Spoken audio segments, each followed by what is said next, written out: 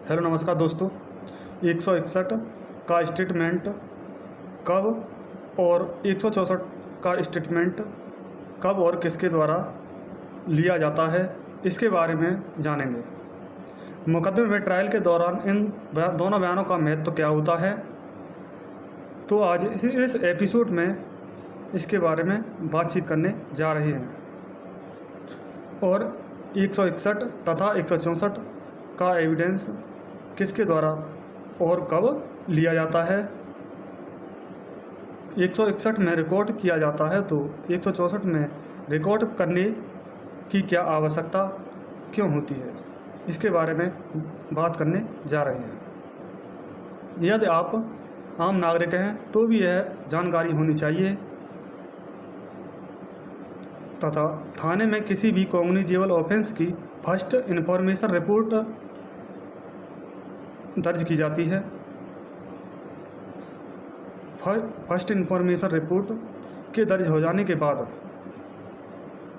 एक police officer को जिम्मेदारी दे दी जाती है कि आप इस मामले की जांच तथा इन्वेस्टिगेशन करो। उसको आईयू कहा जाता है। इन्वेस्टिगेशन ऑफिसर उस मामले की इन्वेस्टिगेशन करता है। किसी भी कॉग्निजेबल ऑफेंस में यह एफआईआर होने के तुरंत बाद इन्वेस्टिगेशन करने की पावर सीआरपीसी के अंतर्गत प्राप्त होती है। पुलिस अधिकारी को जिस विक्टिम पर आरोप लगे हैं वह उस घटना स्थल पर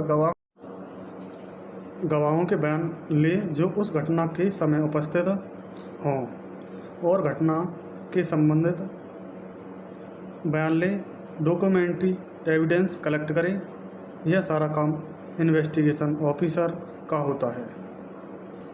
सेक्शन 161 सीआरपीसी के तहत आईओ घटना से संबंधित आरोप से संबंधित तमाम गवाहों के बयान दर्ज करता है। आईओ इस की विवेचना करता है तो यह केस डायरी में रिकॉर्ड करता है। स्टेटमेंट भी आईओ के द्वारा केस डायरी में लिखे जाते हैं।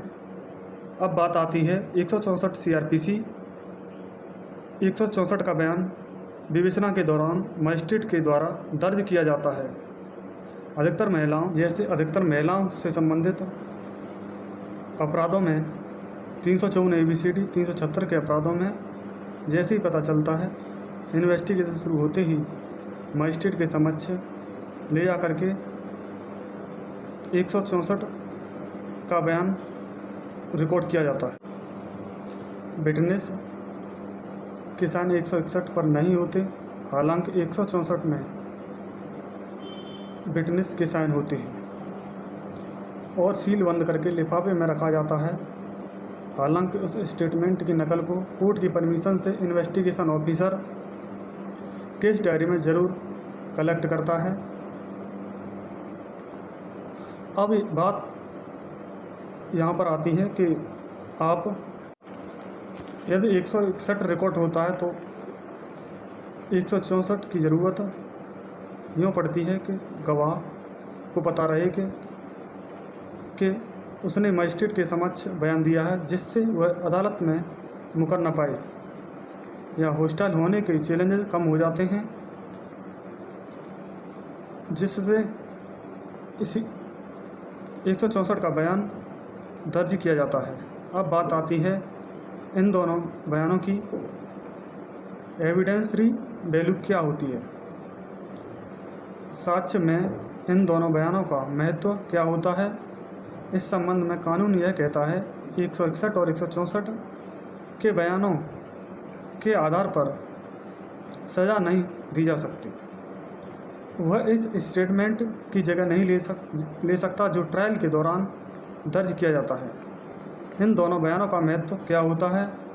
ट्रायल के दौरान किसी भी बयान को कंट्राडिक्शन को सामने लाया जा सकता है या कोर्ट में समान बयान दिए गए तो उसका ओमिशियल समर्थन करने के लिए प्रयोग किया जाता है। ये 161 64 के बारे में महत्वपूर्ण जानकारी। ऐसी लीगल जानकारी पाने के लिए हमारे इंडियन लॉ एसोसिएट चैनल को सब्सक्राइब एंड शेयर करना न भूलें। धन्यवाद।